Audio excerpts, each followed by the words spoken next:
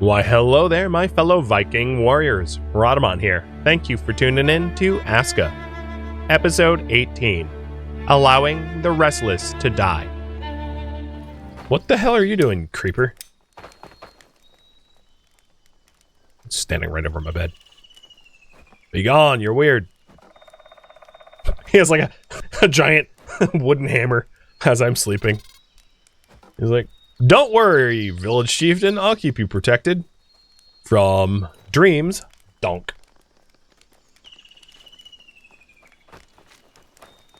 I could make an extra hammer. The thing is, if I make an extra hammer, because hammers are also builder's tools, my builders are just going to take it. I don't have a chieftain hut yet, so I don't actually have a place to put my tools that I don't want stolen from me. And I don't want to keep them in my backpack, because then it limits the amount of things I can carry. So until I have the chieftain's hut built, there really isn't anywhere for me to put my tools that won't just get clept by someone else.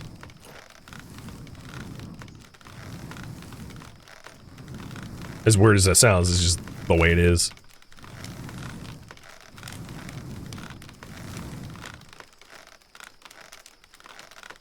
Nice, I got this up to temp quick. First smelt at like 74% is pretty early. I'll have a lot of fuel left over. I'll have like 5 units of fuel, 6 units of fuel left over after this.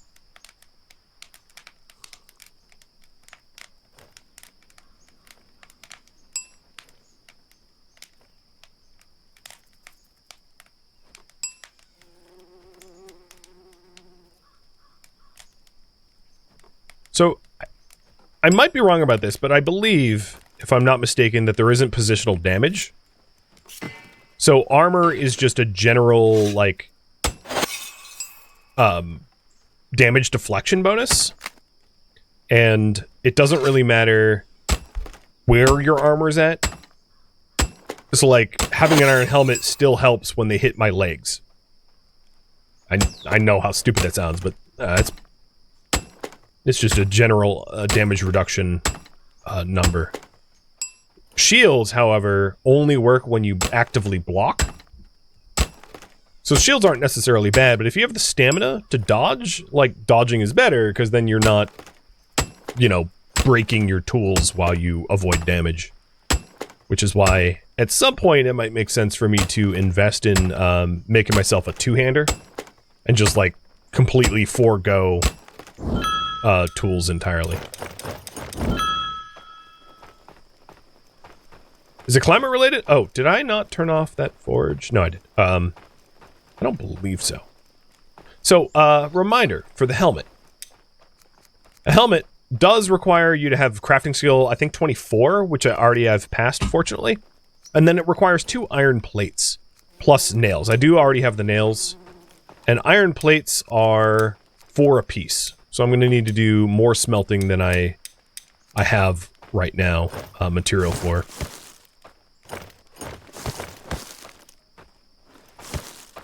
Oh, also, what's weird is the firekeepers. In this case, it's the craftsperson will just, like, straight up light the forge on fire, which is annoying at times. So while that's heating up, let's repair the hammer.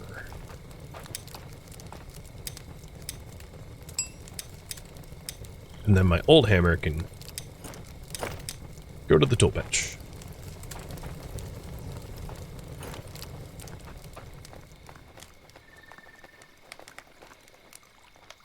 This well is,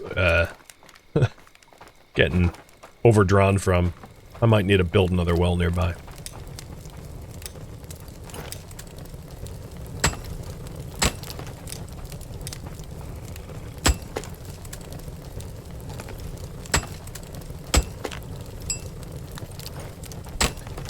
In my experience, like, most clothing will last, like, an in-game year or more. So despite the fact that it's relatively labor-intensive to make things like iron helmets, they will last you a long time. Which is the same reason why I'm not going to bother making a shield, because a shield will last you, like, a few fights, whereas an iron helmet will last you years. So the cost versus, you know, time investment. Definitely, better to make armor, not shields. Dude! Fiber! My god.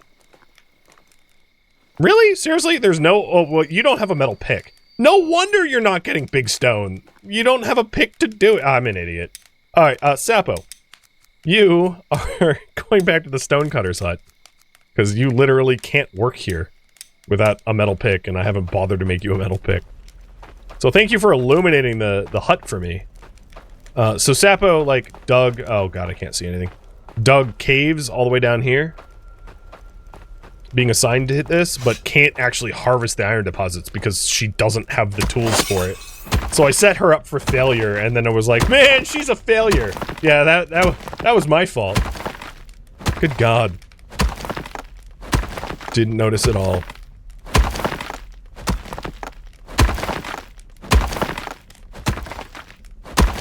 I might have crossed the threshold where 6 is accessible. Yeah, I'll try that. I'll try for 6 this time.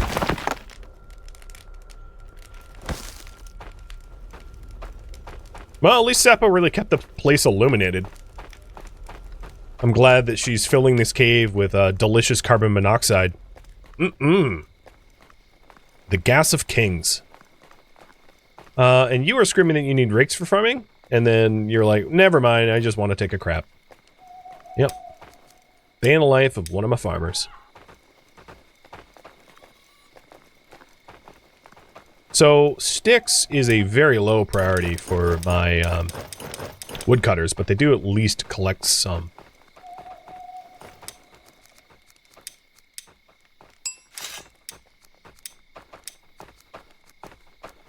Oh, that's annoying.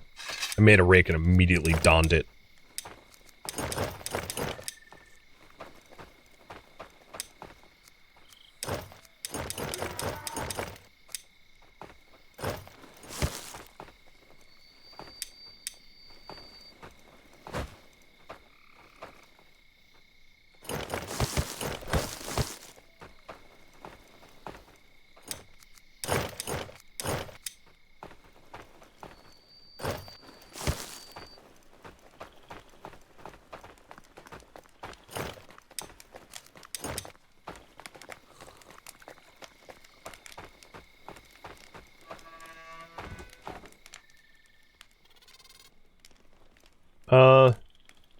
Who's bringing in logs and sticks into the bedroom?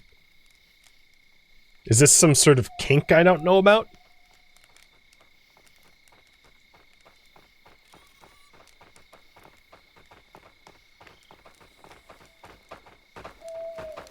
Move!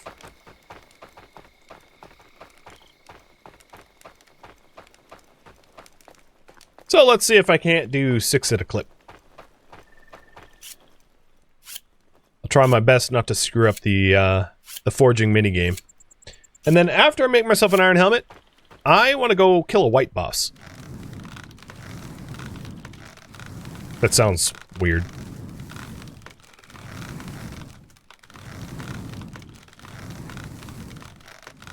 Security stick for nightmares? I mean, I guess it's speak softly and carry a giant stick. I feel like the minigame changes significantly when you have a little bit more iron in the furnace. Where it's like significantly harder to go for 6 over 5. I don't think I'm gonna get it this time around. It's because the material to fuel ratio is off enough that you're disadvantaged or something. Yeah, it looks like we're getting 5 again. Now, if I really wanted bigger badges, I could just upgrade the bloomery, but like, that's easier said than done, because the upgraded versions of the bloomery and the cooking hut and all that stuff require a lot of carpentry material, and I definitely would want you guys to vote for that prior. Yeah, I'm just gonna stick to 5. 6 has been a pipe dream for a while now.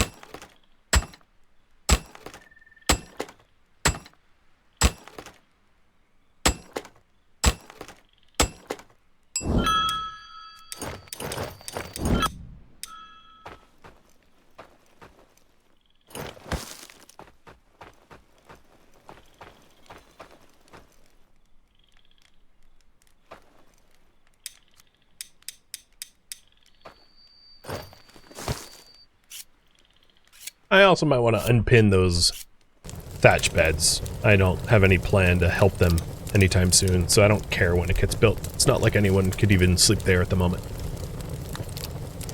And then as far as morale goes, it's no problem. Brand new. The new girl, already 100. Everyone's sitting at 100. I find it easiest to just supply them houses that are not near industries. They all, I mean, all of their morale right now have, like, massive sleep anxiety work hours penalties. Sleep anxiety is like they're sleeping somewhere not protected, and then they'll have work anxiety during workplace hours. But if you can offset that by, like, a really nice, comfortable sleeping, you don't have to have guards. And not having to have guards is a massive boon when it comes to work efficiency, because all of my people are working, not standing around guarding. It does get to a point where it benefits you to have guards and patrolmen when you need to... when you're getting attacked by colony threats that are strong enough that you need people that have combat capabilities. We're not quite there yet. Like, the last Blood Moon, I, like, soloed, and it wasn't very difficult. But what I will say is the threats, without spoiling too much, the threats get to a point where the player will likely not be able to manage them alone. I.e., have guards or die. We're not at that point, of course, but it is coming. So we need 2 linen and 2 thread. And then, what, 6 nails? So let's move the nails over to the other bench.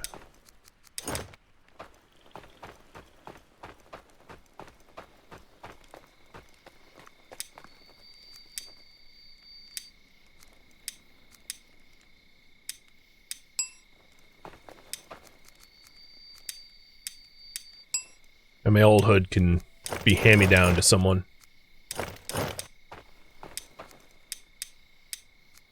So this has protection but no weather stats. So it's worse, obviously, to wear in the winter, but I'm mostly for the armor. So our armor is 80 from the helmet, 50 from the shirt, 40 from the pants, 10 from the boots. And then that is all the armor that I have accessible to me right now, I think. Because the better armor is locked behind crafting stats that I haven't obtained. So the last thing I'm going to do this stream is to go fight the white boss. Personally, I would feel a lot more comfortable fighting the white boss if I had the Chieftain Hut's boon, but I will try to do it without. I'd also feel more comfortable doing it if I had onions, because I'm not going to have a source of healing for this fight, I don't think. No. So maybe what I'll do is I'll try to forge some onions before I get in the fight, or forge garlic. I don't care if it's garlic or onions, but forge some healing items, so that if I don't think I'm going to get my butt kicked. I mean, I'm pretty over-prepared for this fight, if anything. But as an insurance policy, because I haven't died yet. And it is the season to gather onions.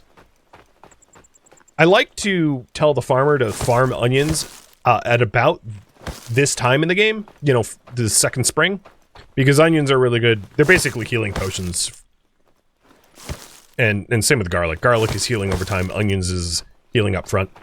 And that will allow you to then start taking out the bosses, because unlike some of the other village builder games like this, you can... So, a little spoiler. Once you get a barracks built, or an archery range, you can hire town guards that go on patrol routes. So, there's also the kennels, too, to have wolf pups. They're not very effective in combat, though. So if you wanted NPC help in order to assist to kill bosses, that's possible. But it requires you to have guardsmen. And then once you have the guardsmen, you assign the guardsmen to patrol routes to basically go patrol at the boss fight. And they'll go over the boss fight and help kill the thing. I don't have that yet. But if you did want NPC help, you can sort of finagle their assistance in that way.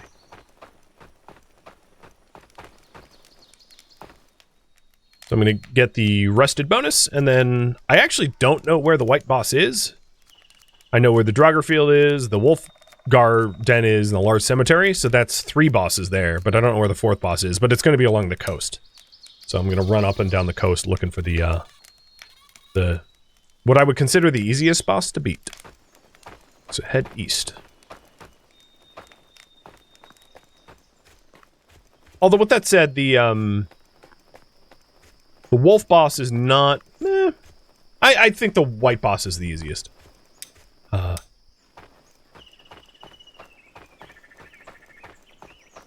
Honestly, all 4 bosses are roughly equivalent once you know how the fight goes. There's a bit of strategy involved in all of them.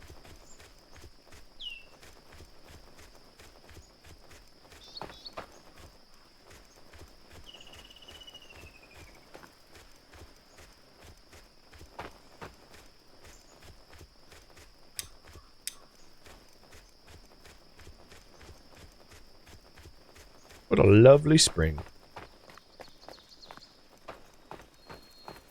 In a few weeks, it's going to start looking like this for me, IRL. Well, maybe not this pretty, but green at least.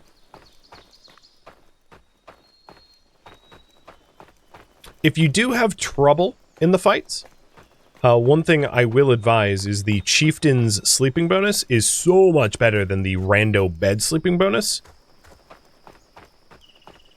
These fights become much easier to deal with when you have, like, super stamina from the Chieftain's sleep. So we're just looking for a bunch of the white zombie... Oh yeah, here we go. Perfect. White shipwreck. And,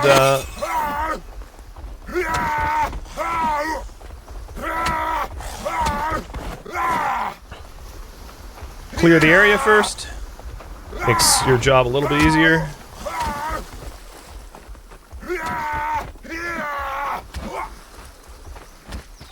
There will be, like... Oh, I'm out of stamina. There will be some random Jotun blood on altars that you can grab if you want. On some of the sites. So, like, the Wolf Den doesn't have Jotun blood, but here we do. And then, as I mentioned before, if you want to summon the boss, you destroy these things. The jumping attack looks silly. Yeah, it looks a little better with the two-handers, in my opinion. This is also not a battle axe. This is a wood-cutting axe. So, I don't even have a proper war weapon in this fight. I just don't feel like I need one.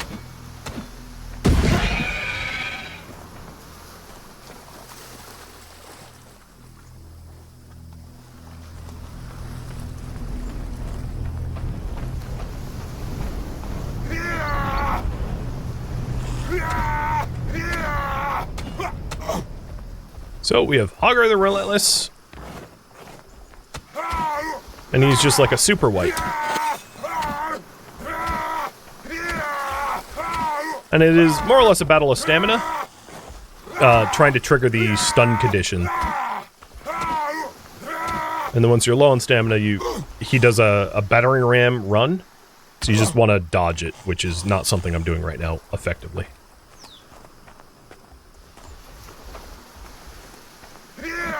Oops. But he's not very difficult when you're armored up. Now, what I will say is if I wasn't wearing the armor I'm wearing, his hits wouldn't be doing like 7, they'd be doing like 40. So if you're not well armored for these fights, you will get so smoked so quickly.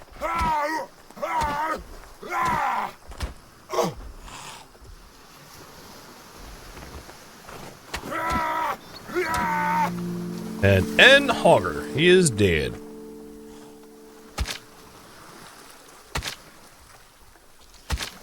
Or however you say his name, I'm sure I'm saying it wrong.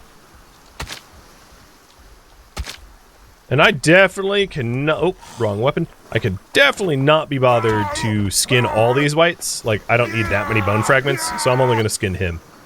Once you kill everything, you will get the shipwreck cleared indicator, meaning that you've, like, cleared the area. And the really important thing to pick up here is the artifact.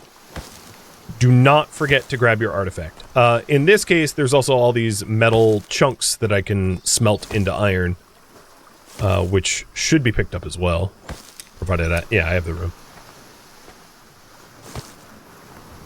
And this fight was made marginalized just because I was really overprepared with gear. Right? I had basically all the armor that I could possibly have. Now, if you're wondering about this artifact allows you to build runestones. So there's a fire runestone killing Jarl Bainman. There's the earth runestone, Fenrir. There's the air runestone, the Great Necromancer, and the water runestone for killing the one I just killed. And then the stone Jotun temple, where you do all the other runestones. So there's 4 sub-bosses leading to a big boss, in other words. So the 4 sub-bosses is the wolf boss, the cemetery boss, the Draugr boss, and the white boss. And killing all 4 bosses and building all 4 runestones allows you then to progress to the mega boss. And the mega boss, unlike the sub-bosses, is no joke. It can be marginalized in multiplayer, I will say. And that's also true of, like, Valheim and other games like this, where the scale of the big boss fights are different. Because most games like this, the boss kind of has aggro and only really attacks... Well, that's not entirely true, but generally speaking, they just attack one person at a time. So if you have one person with, like, a shield and a sword and the other person with a bow, the person with the bow can do a lot of damage while the person that has aggro tanks. You know, so that you can be combat effective. It's going to be a little bit more challenging for me to kill the Jotun temple boss, you know, solo, but I'll try. I'm up to the challenge. And as I mentioned before, if you rely upon, so like I rely upon leather right now, so I don't want to clear the Wolfar dens close to my base, because having those wolves respawn benefits me considerably, so killing the wolf boss and making them not respawn would kind of suck.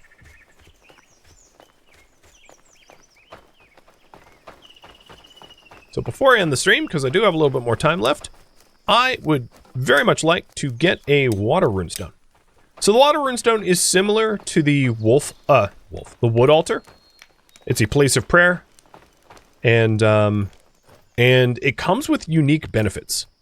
So the question I have for me now is, do I try to run roads before I start blocking up with runestones? And I think I do want to have roads in these areas, which means in this case I also might want to dismantle this healing hut because it's physically in the way of roads.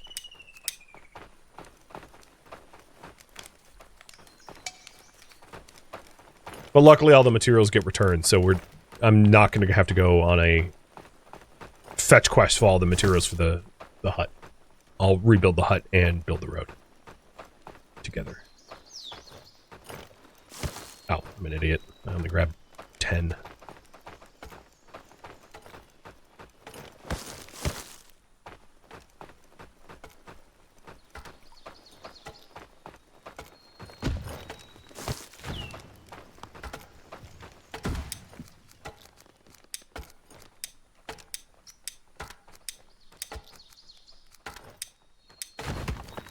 Okay, so they're road making. That's nice.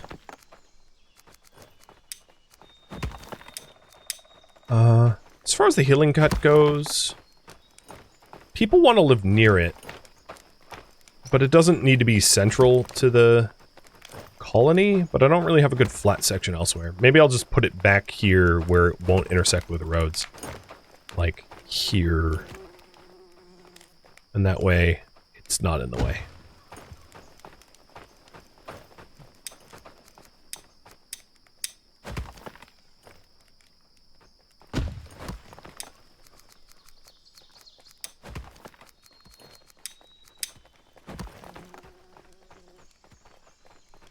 I'll put the water runestone right there.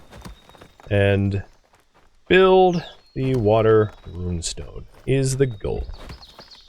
Now the big question is, have we managed to get stone? I don't know. I'm gonna find out pretty soon.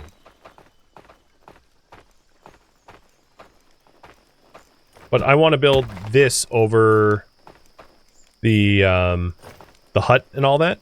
So I'm going to prioritize... Actually, what I could do is, because the supply for the hut is like all the stuff that I just dumped, I'll manually put the materials for the healer's hut back, because I can do it faster than they can. And then have my NPCs work on the altar.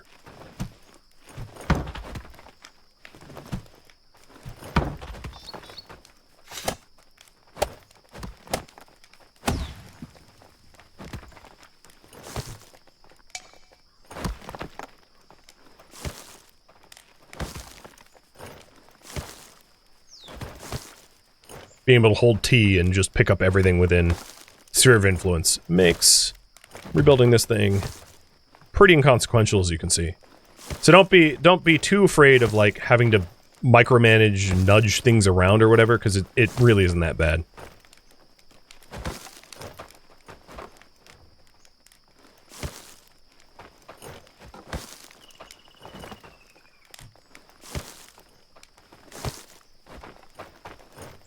So I'm missing 3 sticks. Probably someone took them. Oh, maybe they're there. 1 stick.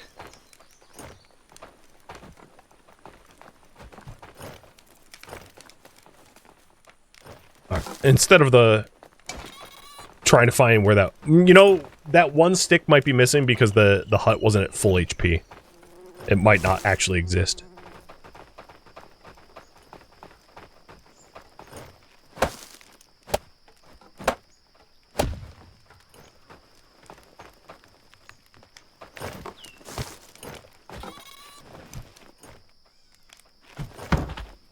But yeah, it took, like, what, 2 minutes? Oh, no, there it was. Took 2 minutes to, like, rebuild the healing hut with all the materials present. It's, like, not bad at all.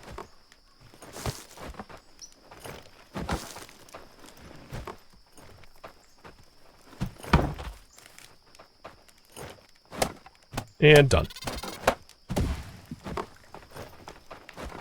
Alright, so now I'll focus on the altar. Because I would like to end the stream having defeated the first boss and, you know, built the altar. The other thing to mention is there is very limited storage space for iron without making storage boxes for it. So I'm in a case right now where, like, I had metal nuggets in my inventory that I couldn't put anywhere. So just keep that in mind when you're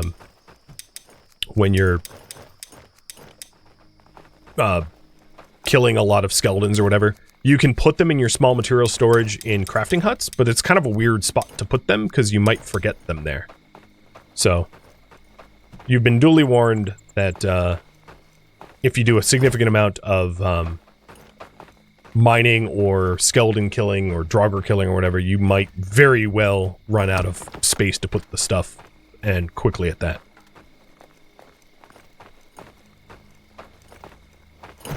I might need a fire sappo. The amount of large stones we had stockpiled was terrible. Shabby.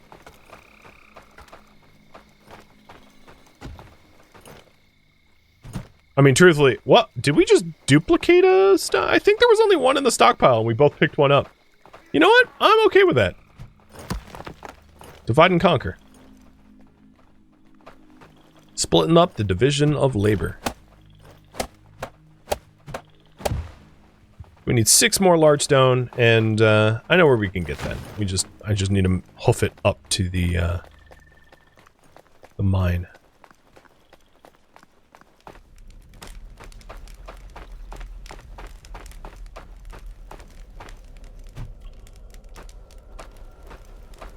I'm not sure why the miner needs a metal pick to pick up the large stone, because, like, going through the mine here, you end up with a ridiculous amount of large stone as you break down the everything else. Like, everything down here breaks down to large stone. But I don't know why Sappo, as the miner, didn't bother to stock the large stones, because I think it was high up on the priority list, if I recall, when she was assigned.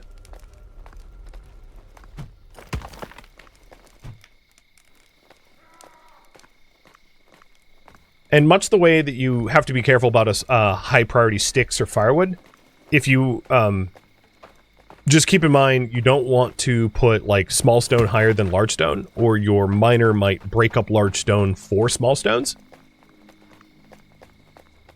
which is bad because you can transport small stones much more effectively than you can transport large stones. So just be careful about hierarchy of priorities. Usually going from big to small, unless there's some sort of urgency.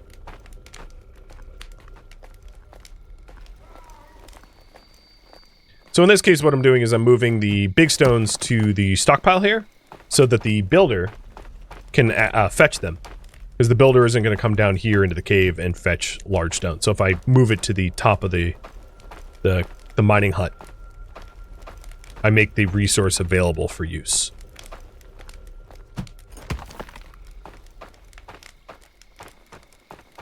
Which should be something our miner does, but they don't. They're lazy.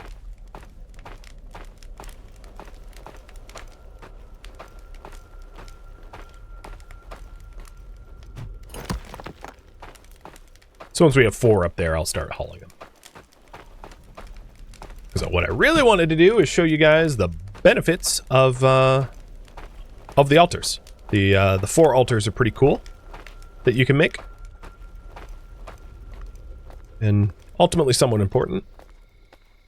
Especially for one of the mechanics of the altars, which you will find out in just a minute.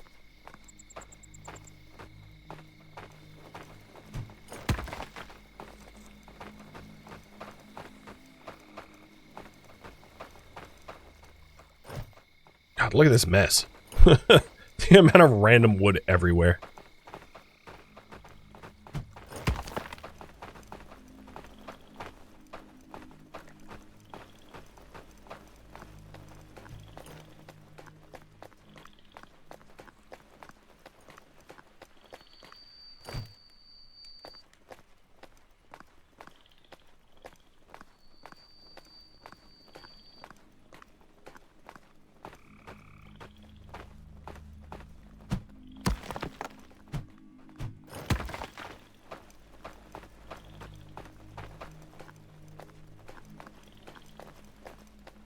One of the reasons why I told you all to not break down your large stone to small stone is, yeah, the runestones that you build and some of the other structures that you build require a considerable amount of large stone. And if you don't have the large stone nearby, it is a real pain in the butt to haul like 15 of the stuff long distance. It could suck. And the last piece is the artifact itself. So here's how this works. You light the offering in the center, and then you can hold a prayer for it, or a ritual. And the ritual will then impart passive bonuses for you, which will be seen here in a second as the ritual meter fills up. So you can see this little wheel here around the altar. And you'll gain bonuses. You'll gain actually multiple bonuses, a little weird. But the Ritual of Water has started. So initially, the Ritual of Water, a mass blessing of reduced thirst, moderately increased dexterity, and increased affinity for melee combat. So if we take a look at my melee combat multiplier, it is up considerably. So really what these rituals do, depending on the altar type, is they'll give you a big bonus for skill gain, which can help you level up required skills. Now, unfortunately, unless things have recently changed, there isn't one to help with crafting, which is the skill I feel like I need to level up more than any other skill. And if you assign a worker to the ritual, they'll keep the altar lit. So I keep the bonus from doing the ritual as long as there's someone working the ritual. So if I step away, I'm going to continue this, but if I step away, I will quickly lose the bonus. So you can assign I think they're called sages, people that work at the runestones. And then subsequently, they also act as like, kind of like the wooden altar, as a place to sort of sit at and gain morale. So I still like to use the wooden altar because this requires resin to fuel up, but they're pretty handy to pray at when you want to grind a specific skill or to have like a bonus. So if you know you have a big fight coming, they can be pretty handy to trigger so that you can gain the most bonus out of that. So if I step away from here, as you can see, I keep the water runestone ritual, but if this is like a timer wheel. If someone isn't managing this ritual site and this extinguishes or doesn't get prayed at, I'll quickly lose the bonus. So I'll show you losing the bonus now. I extinguish this, and very quickly this status effect will fade as a result. And there it goes. So the status effect is, if you want it active, you need to hire someone to physically be there. So normally what you would do is you would manage a worker and assign them to this place and join the ritual rather than lead it, gain the bonus, and then have them feed the fire and keep the prayer going so that you keep the ritual a lot longer, allowing you to actually benefit from the skill gain, because now my melee combat multiplier is not as high as it was. So if I knew I was about to go kill some wolfars for leather, it might be useful to have one of my villagers quickly become the water runestone maintain person, the sage or whatever it is, gain the ritual, and then gain a massive XP multiplier for melee combat, so that when I go kill those wolves, I'm getting skill boosted. And there's of course the other 3 rituals to consider as well. So when you're building your village, definitely make sure that you're leaving room for the runestones, because on top of that, the runestones are pretty nice to live near. Where is it here? So the Eye of Odin is a plus 80, the Water Runestone's a plus 25, the Cooking Hut's a plus 20. So the Water Runestone and the Water Well are 2 of the highest multipliers for the houses that I have. The Eye of Odin is obviously the highest, but you can only ever have one of those. So these runestones are really nice for your people to live near. And then also just like they physically look nice, and your village looks pretty alive when you have a bunch of people praying at them. So I just wanted to show the first boss fight and the first runestone before ending the stream. So this is where I am going to leave off for today. Thank you for tuning in to ASKA, which originally streamed live on Twitch. If you have any feedback or questions for me, let me know in the comments below. If you would like to catch a live stream of mine, Rhadamant.com has my stream schedule and countdown timers to upcoming streams. If you would like to join my online gaming community on Discord, Rhadamant.com has a link to it, as does the description of this video. Thank you so very much for watching. Special thank you to my Twitch subscribers, Patreon patrons, and viewers like you that support the channel and made it all the way to the credits. Thank you so very much. I hope to catch you next episode or an upcoming stream. Farewell, my fellow Vikings.